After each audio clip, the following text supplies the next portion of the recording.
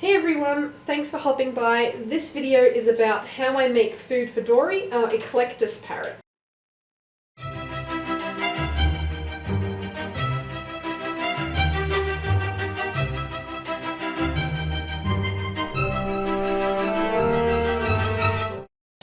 To begin with, I'll just go over ingredients. I have carrots, a bunch of coriander, also known as cilantro, radishes, which I will use the bottoms from as well as the tops, a bunch of green beans, a zucchini, rock melon, also known as cantaloupe, a mega giant bunch of kale, and I also have some sprouted mung beans, which I've been sprouting the last couple of days.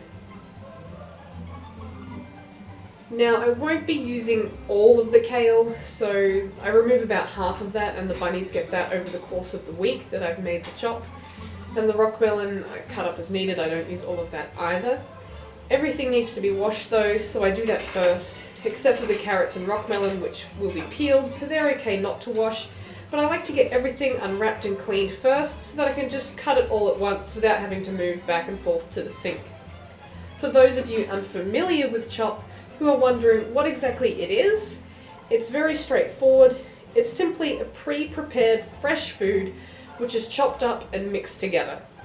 The main advantages being that it can save time in not having to prepare every meal individually, which I must say takes forever because I tried it, and it can be really helpful for fussy eaters, especially if you are trying to transition off of seed and onto a healthier diet with veggies. The only disadvantage to chop that I can think of is that it limits foraging options more than offering whole greens and veg, which can be wrapped around each other or put inside each other or put inside baffle cages and other similar foraging toys. Chop does not always work so well in foraging toys, so it's important to remember to still provide foraging options for your parrot when feeding a chop mix to keep their minds stimulated throughout the day and to keep them busy so they don't get bored. Now, making parrot chop is highly variable.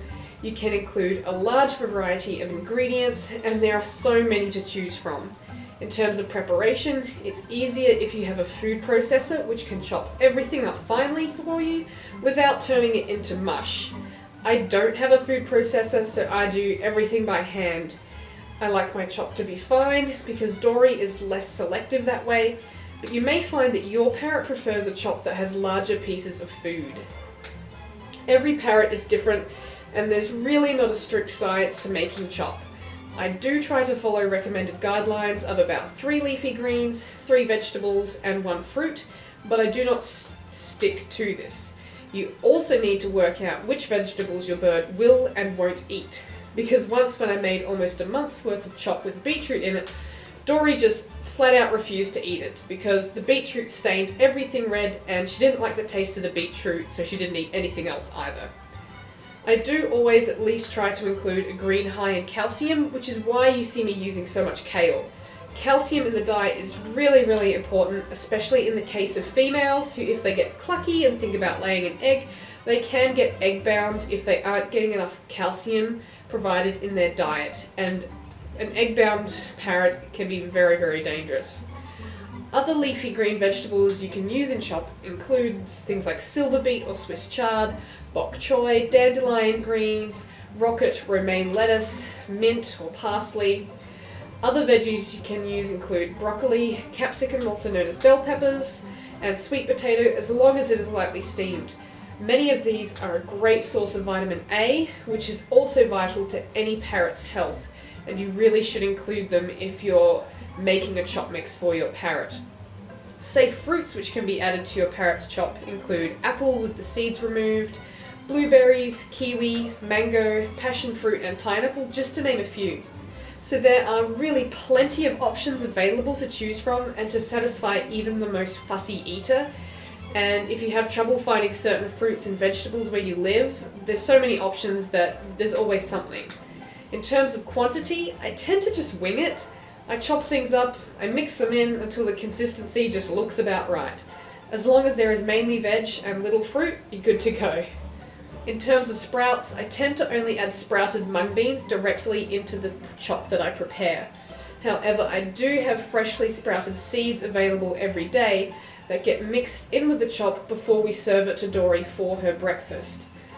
Mixing the sprouts in thoroughly also helps her to be less selective, as she definitely always picks the sprouts out first, but it makes it harder for her to do so without eating some of the veggies too, especially when the chop is diced very finely. Ideally, I like to prepare 2 separate chop mixes in the same day. This has the benefit of providing variety. When I make just one chop mix, Dory gets the same food for breakfast every morning, day after day. However, by making 2 separate mixes, I can choose to alternate which one I feed, which gives Dory more taste variety and is likely also better for her health, providing a wider range of nutrients and just more stimulating for her mind as well to be tasting those different flavours from day to day. Unfortunately, due to the small size of our freezer, I don't always have the luxury of preparing 2 separate chop mixes at once, but as one mix gets partially used, I like to try to prepare another so that there is some overlap in those flavours for her. Another option for making 2 separate chop mixes in a smaller batch is to make one base mix, such as with something like kale and mung beans, split that mix in half, and then add different ingredients to each half, such as carrot and pumpkin in one half and sweet potato in the other half, along with other ingredients of course. Once a chop mix is prepared, there are several ways to store it. One large container in the freezer works. Some people place the chop into ice cube trays. If they have smaller parrots, then each cube is a serving. I like to divide mine up into bags with 2 serves per bag. We simply take it from the freezer to the fridge the night before we need it, and it's defrosted by the morning. Some people also like to warm theirs up for a few seconds in the microwave, just so that it isn't cold when they serve it to their parrot. When I originally started making chop for Dory, I was portioning out quite a large amount of chop for each bag, about 1 1/3 cups, which was meant for 2 days. However, we found that it was simply far too much, and lots of the chop was simply going to waste. So I have since reduced the amount, which means that the chop mix I make lasts me for longer too, as the serves are smaller and I don't have to make chop mix quite as often, which is fantastic because it takes me several hours to make a big batch of chop. Now when I portion out the chop mix, I only use a heaped 1/3 cup measure of chop for each serve, but it has been plenty for Dory since we made the change. I think she was eating more leading into winter, but now that summer is here, her appetite has decreased a little. There's also the advantage of less food being wasted and thrown to the bottom of her cage, which also has the advantage of making cleaning for me a much easier and less messy process when there is less food just thrown about the cage everywhere.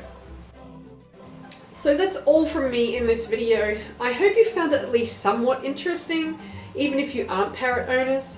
I know it's a bit of a longer video. Let me know if you would like more longer videos or if you'd prefer shorter videos up to about 5 minutes long. If for whatever reason you didn't like this video, please let me know why in the comments section below. I'm open to constructive criticism so that I can create better content for you guys that you want to watch.